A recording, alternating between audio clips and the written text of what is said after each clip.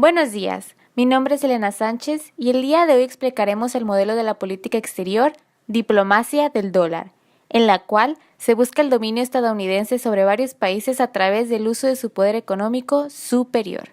Explicaremos con más detalle a continuación. Desde principios del siglo XX, América y el mundo han tenido que acoger la política externa de Estados Unidos, como el destino manifiesto, Doctrina Monroe, Colorado Roosevelt, la política del gran garrote. El presidente Theodore Roosevelt fue el personaje con el cual se dio la aparición formal del término de la diplomacia del dólar. Ello sucedió en un documento de 1904, basado en las ideas de la doctrina Monroe, las cuales dicen que el pueblo americano puede enviar a sus fuerzas de manera frecuente a Latinoamérica para defender su postulado de América para los americanos. Y este documento está titulado como Colorado Roosevelt, que sostiene como idea general que los Estados Unidos están obligados y facultados para intervenir a cualquier estado del hemisferio occidental política y económicamente, tan inestable como para ser vulnerable a caer bajo el control europeo. De 1909 a 1913, el sucesor de Roosevelt, el presidente estadounidense William Howard Taft y el secretario de Estado Philander C. Knox siguieron esta política exterior denominada, como ya se mencionó, diplomacia del dólar. A continuación, mis compañeras hablarán más acerca de estos personajes y del tema. Buen día, hoy presentaré el perfil del presidente número 27 de los Estados Unidos de América, William Howard Taft. William Howard Taft nació el 15 de septiembre de 1857 en Cincinnati, Ohio. Perteneciente a una caudalada familia con antecedentes políticos importantes, Taft pudo acceder a una educación esmerada. Uno de sus antecedentes políticos importantes era que su padre, Alfonso Taft, era fiscal general y secretario de guerra del actual presidente. El presidente Theodore Roosevelt le ofreció 2 veces a Taft una cita para la Suprema Corte, pero ambas veces se negó, insistiendo que aún queda mucho trabajo para hacer en las islas, haciéndonos ver que era alguien responsable. Taft finalmente dejó Filipinas en 1905, después de que Roosevelt lo convirtió en secretario de guerra. Estos 2 hombres, que ya se habían vuelto amigos de los días de Taft como fiscal general de Estado, habían desarrollado una amistad tan cercana que llegó un punto en el que Taft manejó los deberes presidenciales mientras Roosevelt vacacionaba. Pero nada de esto preparó a Taft para la siguiente oferta que Roosevelt le haría: volverse el siguiente presidente de los Estados Unidos americanos. En las elecciones presidenciales, Taft acabó ganando con un amplio margen de votos al candidato demócrata William Jennings Bryan. Roosevelt escribió posteriormente: Taft continuará el trabajo sustancialmente como yo lo he hecho. Él hará todo lo que está a su alcance para promover las grandes causas por las cuales he luchado, y él perseverará en cada una de las políticas gubernamentales en las cuales creo firmemente. Nada más acceder a la presidencia, Taft rápidamente decepcionó a casi todos los progresistas, principalmente entre ellos Roosevelt, quien se arrepintió enseguida por el nombramiento de Taft. Hombre extremadamente conservador, con un concepto muy estricto de la presidencia y de su papel como administrador del país, lo que ocasionó una brecha dentro del partido entre los progresistas y los conservadores, estos últimos apoyados por el propio presidente. A continuación se presentará el perfil del secretario de Estado de Taft, Philander Knox. El presidente William Howard Taft nombró al senador de Pensilvania, Philander Chase Knox, como secretario de Estado el 6 de marzo de 1909. Tras su intento fallido de nominación presidencial republicana el año anterior, Knox renunció a su cargo del Senado de Estados Unidos. Knox nació en Pensilvania en 1853. Tomó un papel destacado en la organización de la United States Steel Corporation en 1901. Ese mismo año, el presidente William McKinley ofreció el puesto de fiscal general a Knox, un viejo amigo de la universidad. Knox sirvió en los gabinetes del presidente McKinley y su sucesor, el presidente Theodore Roosevelt. En 1904, Knox fue nombrado senador de los Estados Unidos americanos de Pensilvania para llenar una vacante. Luego de su intento infructuoso por la nominación presidencial republicana en 1908, su antiguo adversario, el presidente Taft, lo nombró de secretario de Estado. Como secretario de Estado, Knox controlaba estrechamente la política exterior de Estados Unidos. Knox extendió el sistema de méritos de selección y promoción del servicio consular al servicio diplomático. Knox continuó con la política de puertas abiertas de sus predecesores y buscó un papel aún más agresivo para alentar y proteger las inversiones estadounidenses en el exterior.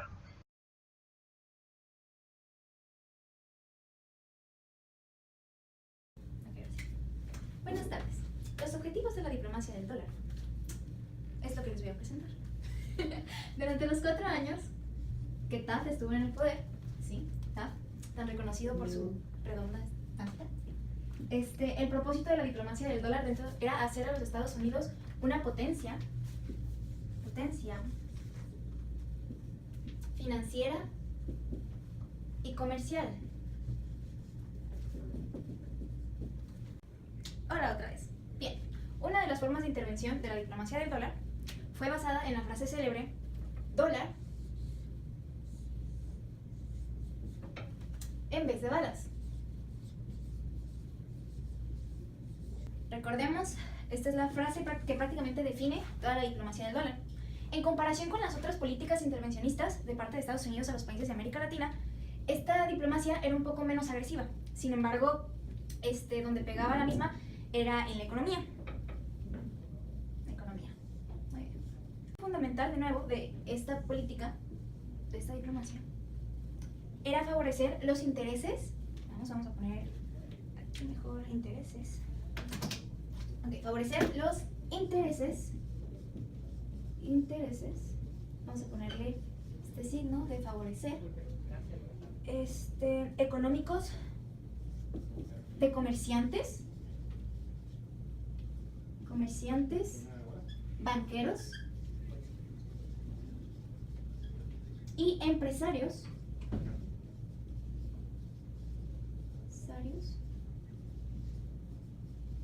norteamericanos. Ok, estos eran los objetivos de esta diplomacia. El verdadero objetivo sería favorecer los intereses de comerciantes, banqueros y empresarios norteamericanos. Sin embargo, ellos decían, o bueno, también podría ser otro objetivo, que era parte...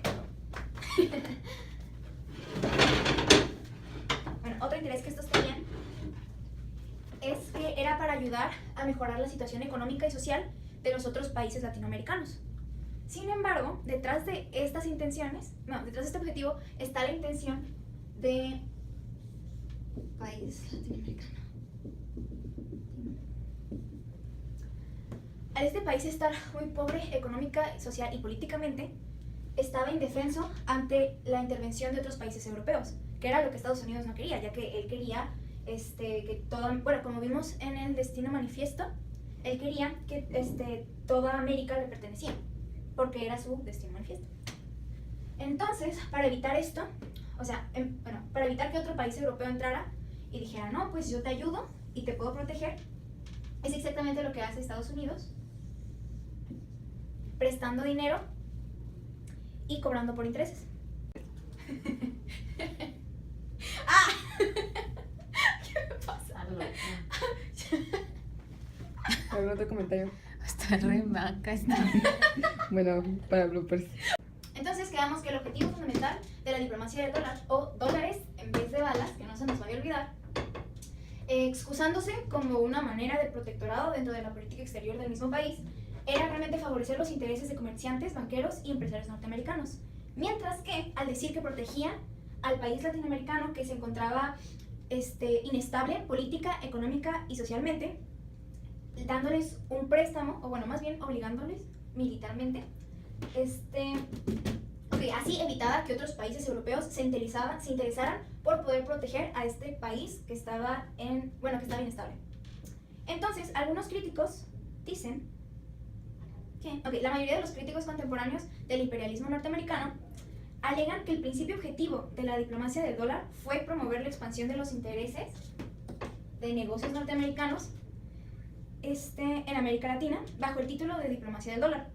El gobierno norteamericano busca también modernizar las instituciones de los estados latinoamericanos, cosa que, por ejemplo, en Nicaragua, según la élite nicaragüense, a pesar de estar métele y métele, no logran. Así, con su intervencionismo se tendía a proteger sus intereses económicos y productivos. ¿Para qué? Como ya mencionamos antes, para que un país europeo no llegara a poner sus empresas en estos países norteamericanos. Y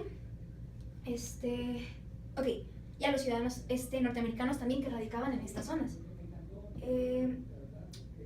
También estos, a pesar de decir que intervenían con el propósito de restablecer el orden, eliminaban líderes, caudillos o presidentes locales, como en el caso de Nicaragua, que se va a explicar próximamente, e imponían otros bajo su servicio, su lacayato y servidumbre política.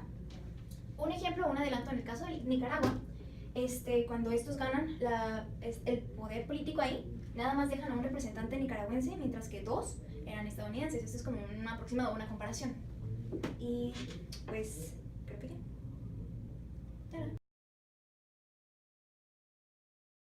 Ahora vamos a hablar de las características de lo que es la diplomacia del dólar.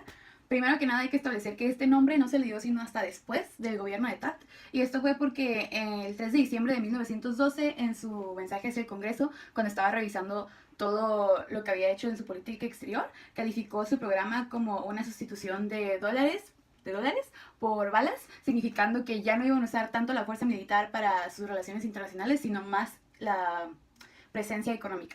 Knox sintió que la diplomacia no solo era para mejorar las oportunidades financieras del país, sino que también utilizar el capital privado para aumentar los intereses de Estados Unidos en el extranjero. A pesar de esto, la diplomacia del dólar no logró contrarrestar la inestabilidad económica y los movimientos, los mares de movimientos revolucionarios en lugares como México, la República Dominicana y China. Según la Enciclopedia Británica, la diplomacia del dólar se ha llegado a referir como la manipulación descuidada de los asuntos exteriores con fines estrictamente monetarios, no tanto como para darle estabilidad a los países latinoamericanos, sino por el mismo interés económico que le brindaría a Estados Unidos a su propio beneficio.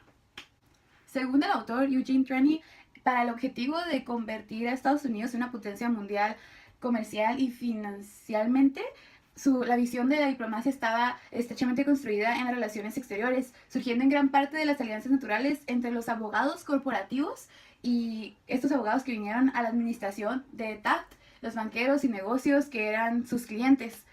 Así que la administración de Taft se concentró en ayudar a los empresarios estadounidenses en la protección y expansión de inversión y comercio, especialmente en América Latina y el Lejano Oriente. Cuando dentro de la administración se hablaba de la diplomacia del dólar, pues su política exterior en América Latina, casi siempre se refería al Caribe. Esto es porque tenía implicaciones estratégicas debido a que ahí estaba el Canal de Panamá, que pues pronto se iba a terminar de hacer y tenían el interés de poner su presencia ahí en el Canal de Panamá. Knox dijo a una audiencia en la Universidad de Pensilvania el 15 de junio de 1910 que la verdadera estabilidad se da mejor no por el ejército, sino por las fuerzas económicas y sociales. La estabilidad financiera contribuye quizás más que cualquier otro factor a la estabilidad política. Aquí se ve reflejado las características esenciales de lo que sería la diplomacia del dólar, que es no la intervención militar en sí, pero la preferencia de usar lo que sería el recurso económico. Esta declaración de preferir el recurso económico sobre el militar no significa que no estuvieran dispuestos a usarlo nunca. El uso del recurso militar se ve principalmente en el Caribe. Como antes mencionado, está el interés principal de lo que es el Canal de Panamá.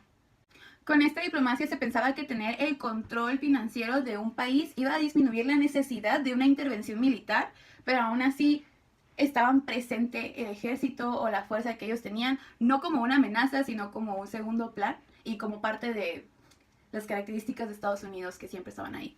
Aplicaron esta política exterior porque decían y pensaban que iba a haber un beneficio para ambos países, tanto como para Estados Unidos como para los países latinoamericanos en los que se le aplicó. Para Estados Unidos se produciría un aumento en el comercio y habría más inversiones, y para lo que serían los países latinoamericanos sería el beneficio de tener paz, prosperidad y mejores condiciones sociales. En el siguiente segmento se presentará el análisis de 2 caricaturas políticas referentes a la diplomacia del dólar. En la primera caricatura podemos observar al presidente William Taft y al antiguo presidente Theodore Roosevelt caracterizados como una oveja y una pastorcita respectivamente. El mensaje de esta caricatura política es que la diplomacia del dólar, la idea de que el capital puede aumentar mediante el fomento de la inversión de otros países, fue iniciada por Roosevelt y puesta en marcha por Taft. Roosevelt se muestra como un pastor o como un líder de Taft porque fue el precursor de la idea de la diplomacia del dólar, mientras que Taft es retratado como una oveja propiedad de Teddy Roosevelt. Esto lo podemos notar en las iniciales TR que se encuentran en la campana de la oveja.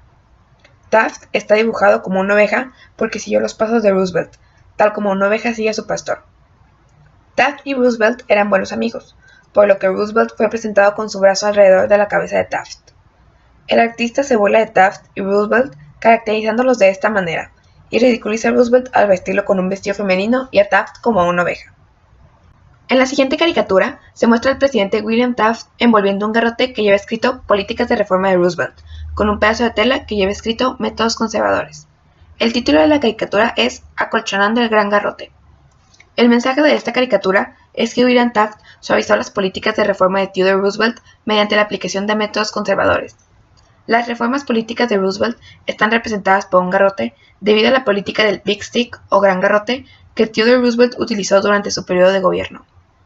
Esta caricatura nos deja en claro que la política exterior de Taft, a diferencia de la política exterior de Roosevelt, era pasiva. En la frase célebre de la diplomacia del dólar, dólares en vez de balas, podemos ver reflejadas las intenciones de Taft por no utilizar técnicas militares para conseguir lo que quería, que era el incremento de capital en el país, sino el uso de métodos menos agresivos. Los casos en donde esta política externa se aplicó fue en República Dominicana, donde en 1904 se vencía en el país un estado de insolvencia económica. Los norteamericanos se dieron cuenta de que existía la posibilidad de una nueva intervención europea hacia esta nación del Caribe, por una deuda de $32 millones que había acumulado. Esto provocó una reacción inmediata por el gobierno estadounidense. En Nicaragua, por su parte, la presencia del dictador José Santos Zelaya, declarado nacionalista y enemigo de las inversiones norteamericanas, incitó a los intereses financieros y comerciales estadounidenses a apoyar su derrocamiento y a financiar a los grupos anticelayistas. En el caso de Honduras, Cuba y Haití, Taft alentó a los banqueros estadounidenses a invertir en el vacío financiero de estos para impedir la entrada de fondos extranjeros. Los Estados Unidos no permitirían que las naciones extranjeras invirtieran, por lo cual tenían que prevenir la inestabilidad económica y política. Por último, también se aplicó en Panamá, justificando la toma de control económico como protección para el canal.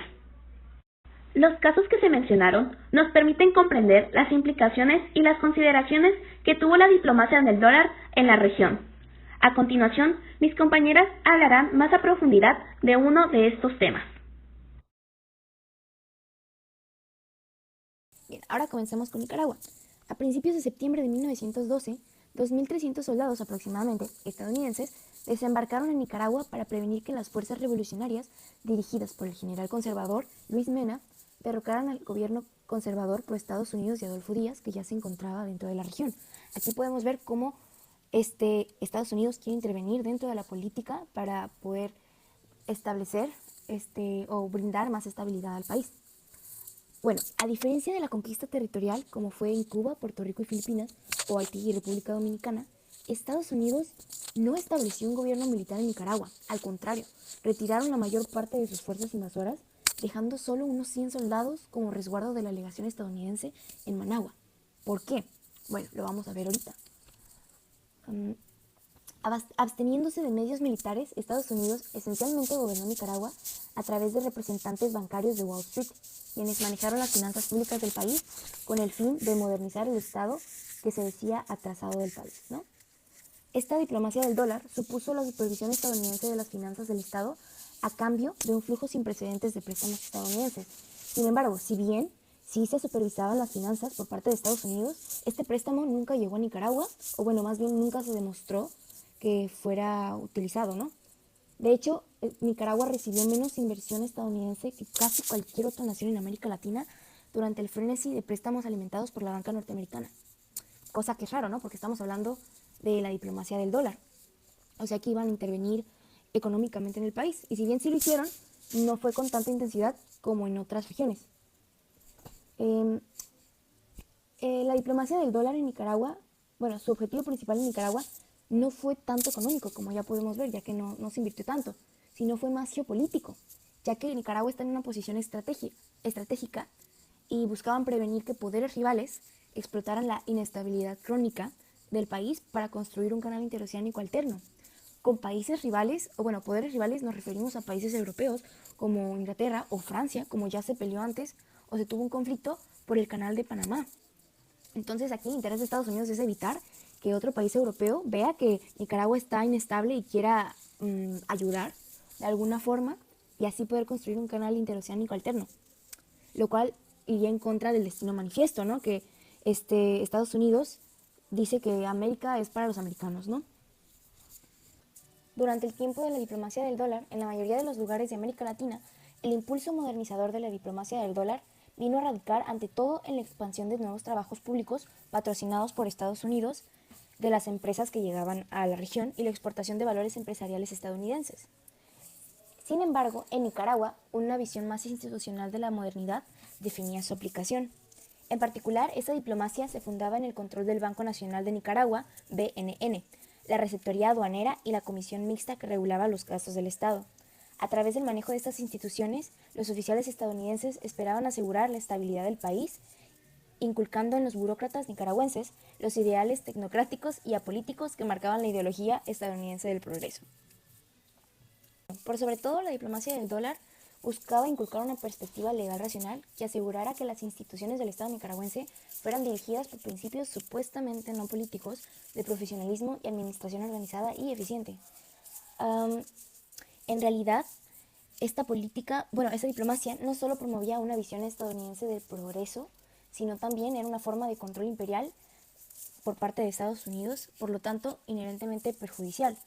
Los riesgos de esta política se empezaron a ser evidentes, ya que los nicaragüenses que habían apoyado la invasión estadounidense en 1912 ya estaban intentando convencer a Washington de no convertir a su país en un completo protectorado financiero. Estos argumentaban que cualquier intento de completar la toma de finanzas estatales por parte de Wall Street provocaría otro violento levantamiento antiestadounidense que ya se había dado desde que los estadounidenses llegaron en 1912 a Nicaragua.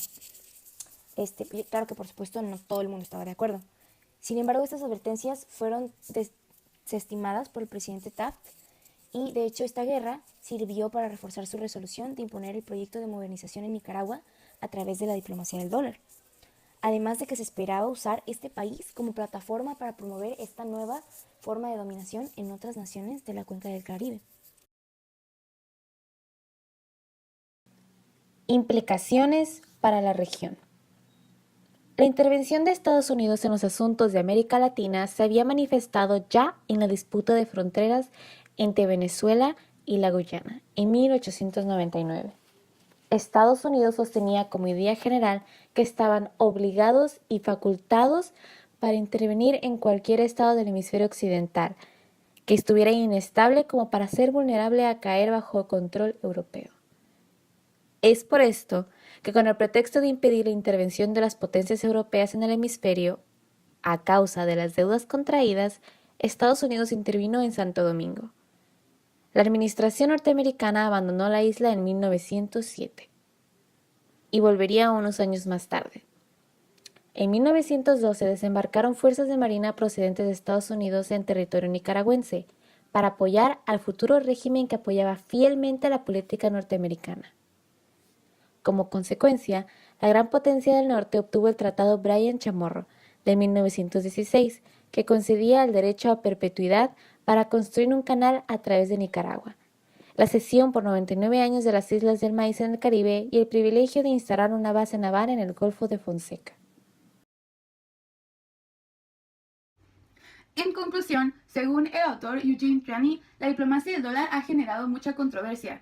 Esto es por la evaluación de los motivos que se tenían y el perfil de quienes la aplicaron.